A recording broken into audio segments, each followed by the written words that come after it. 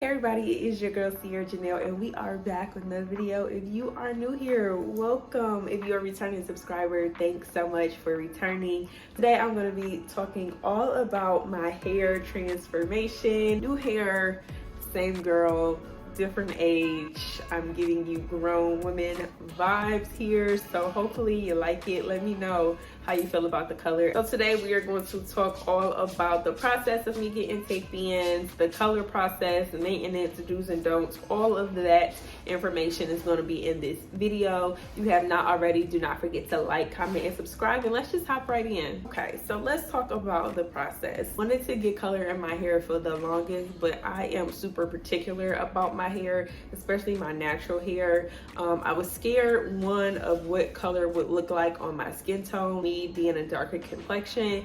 I don't know if it's me telling myself this or society telling myself this, but sometimes, like, when it comes to color hair, it's looked as unprofessional or unnatural, and especially black women wearing blonde. It's like, oh, you hate yourself, all this kind of stuff. All the stereotypes that kind of come with hair color and changing your color, I kind of steered away from it. But I'm like, I'm turning 27, I'm getting a little up there in age, I want to do something different, and I think that was the time to do it. So I actually went to Atlanta.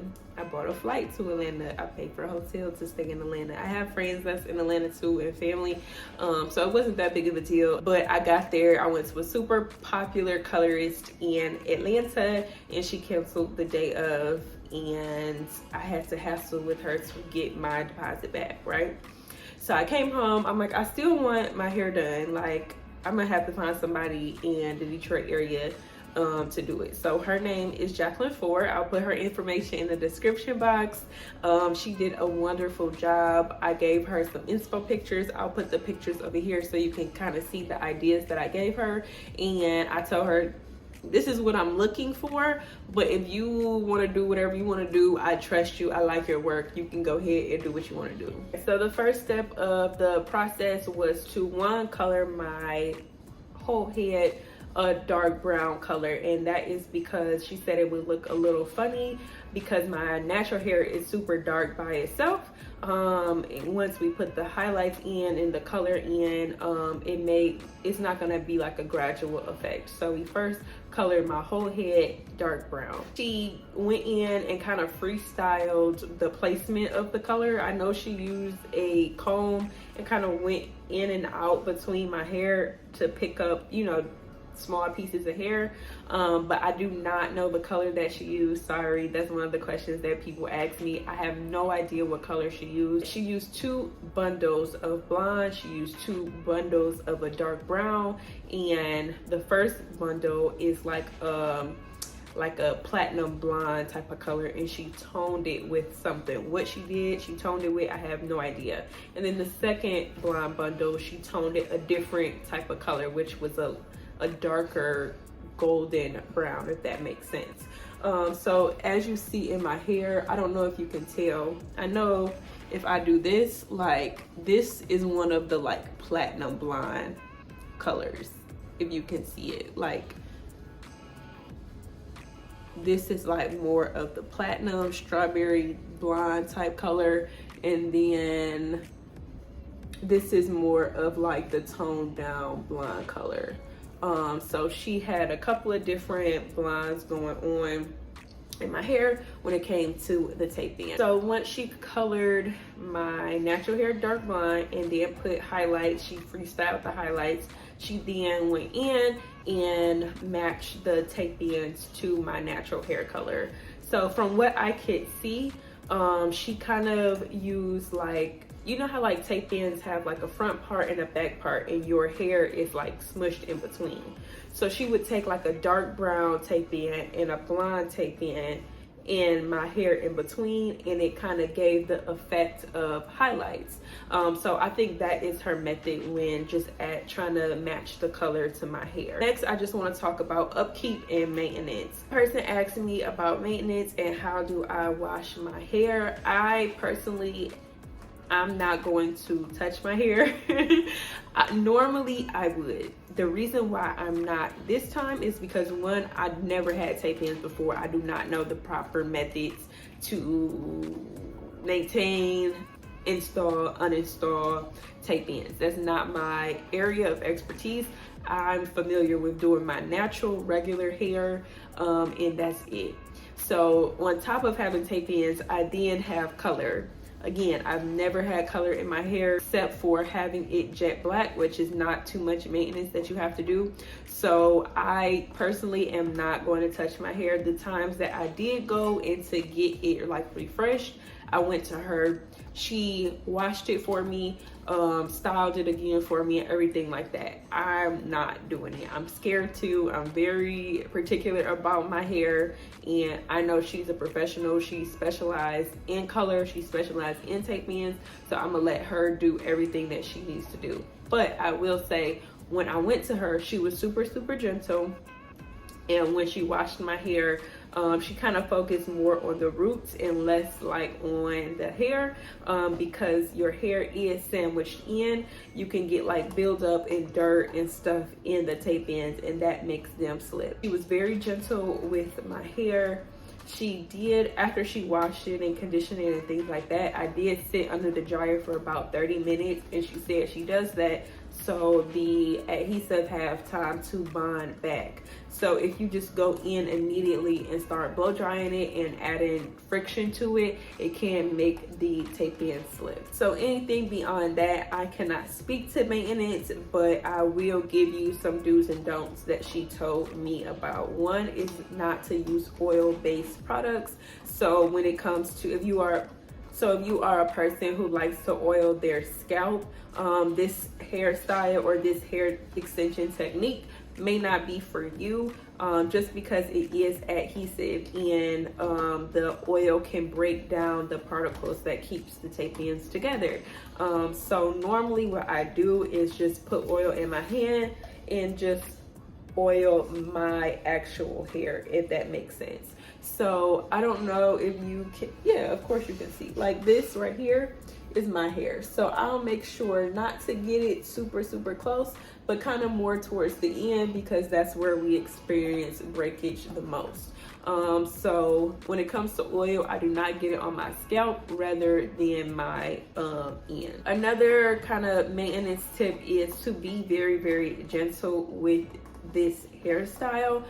You want to, when I brush my hair, I kind of hold my hair here to kind of prevent any friction or traction in my roots, and I kind of go this way and kind of brush up, which you should be doing with your extensions anyways, but I know when I had a sew-in, I would be brushing like there's no other. But you definitely want to be soft, you want to be gentle, and I always hold it like this, so I can't even feel anything up here because my hand is preventing any tension. So I kind of go in and brush my hair that way and kind of brush it up. So you want to be very, very gentle. You do not want to pull your hair. You do not want to pull the tape ends. You want to be gentle as possible.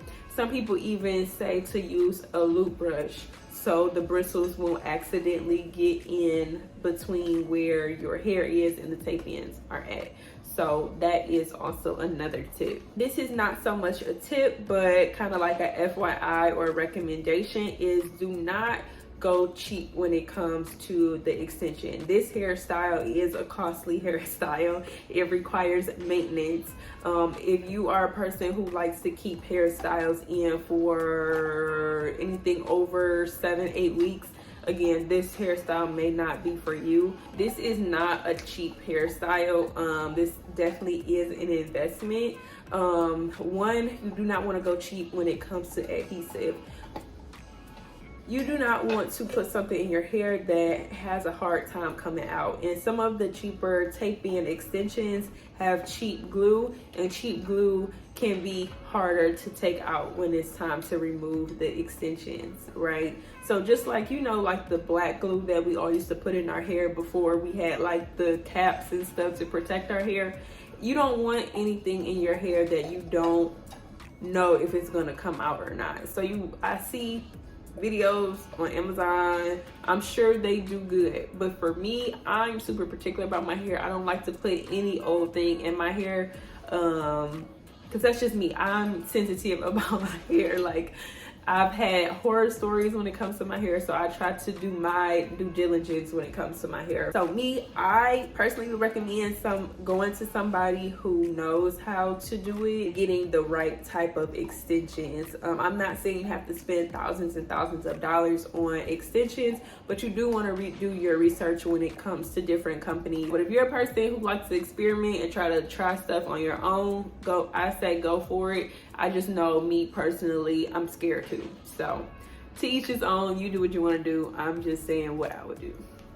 Another tip is also, when you are flat ironing your hair, you also want to be wary of your roots, because it is little plastic tabs. Sometimes that can melt, and then the plastic can kind of melt in your hair. So you do want to also be cautious when you flat iron it, just not to get too close to the root of your hair. So now I'm going to talk a little bit about pros and cons. One of the pros is it is super natural looking. Right now, it is almost time for me to get these taken out. So it is giving more volume than what it was before. But when I first got this installed, it was super flat. You could not tell me that this was not my hair.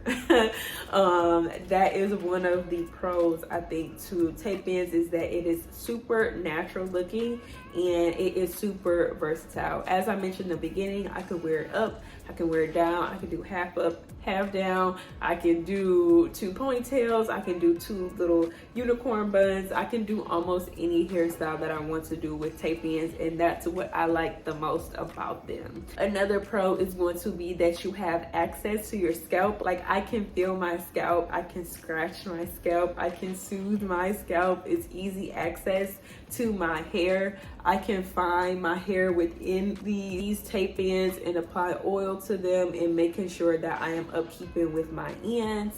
So those are just some of the pros that I really love about tape-ins. Now the cons. Okay, so I'm not super active in the gym, but I do go to the gym at least twice a week. And I do sweat. Okay, so the thing about these are they are not the most workout friendly hairstyle, but it also depends what you do. For me, it's not that deep for me because I do work from home, so I do not have to do my hair every day, only when I kind of go out and about. If I was not filming today, my hair would be back in a ponytail or a claw clip, probably until like a Thursday or Friday when I'm going out. Even then, I do not really straighten my hair in the inside. I only really focus on my edges and like this back part right here. Like, as you see, it's not even the straightest right now, and it's because I don't want heat damage.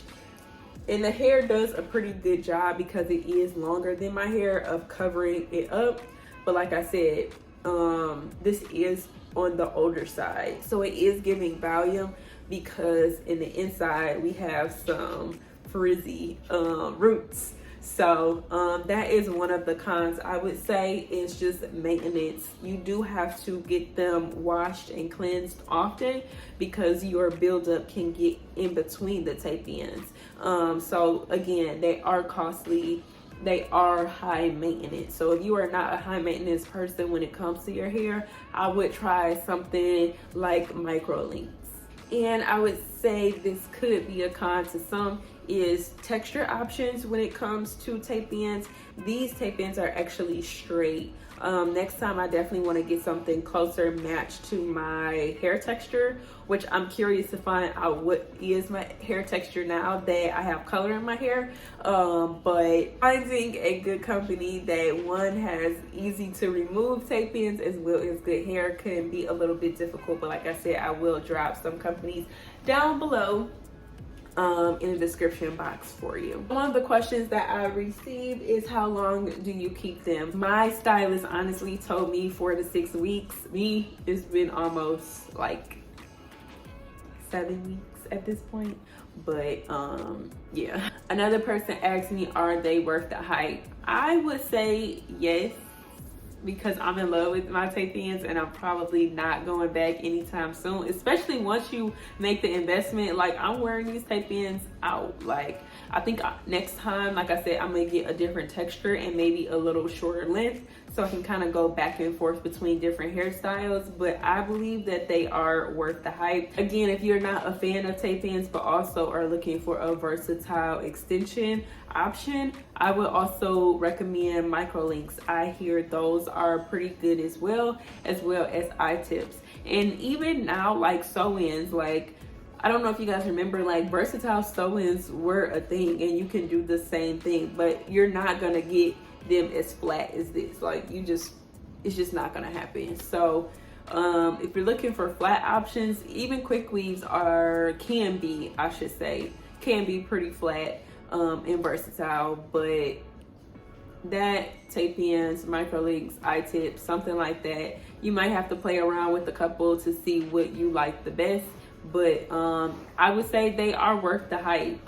Even if it's not a tape end, something of that nature, I feel like it's definitely the new wave of hair extensions. Another person asked me, how do I maintain them with working out? Like I said earlier, I try to not put that much heat on my hair, but again, I do have that option because I work from home and I very rarely have to get on camera. So normally Monday through like Thursday evening, my hair is in a bun or in a claw clip. And then if I do happen to go out, I don't really even touch the inside of my hair. Like, I kind of just focus on the perimeter. As time goes on, my hair does get a little more volume, which I'm okay with. And as you can probably see, like a little bit more frizzier, but to me that gives like the natural aesthetic of it, so I don't mind that part. The number one question that I get all of the time, I actually even get stopped for this question, is what color is my hair? And unfortunately, I'm not able to tell you guys because I have no idea. Like, I let her do her own thing. I gave her inspo pictures and I told her this is what I'm looking for, but you can kind of like mix the pictures up and find whatever you think will look best on me. So that's what she did. So unfortunately, I'm not able to give you an direct answer, but if I had to choose, I know the base color is like a 4, so it's like a dark brown, and then I'm getting like a strawberry-ish type blonde. I don't know, I'm not even gonna get on here and start lying. I have no idea, so sorry about that. But I do get these taken out like in 2 or 3 days, so I'll ask her and then put in the description box for you. So if you don't see in the description box, ask and I will have an answer for you guys. All right, guys, that is it for today's video. I hope some information that I told you guys were valuable. If you have any questions at all, because I know I'm going to get hella questions, don't worry about it. I have no problem answering them. Just drop them down in the description box. If you have not already, do not forget to like, comment, and subscribe, and I will see you guys in the next video.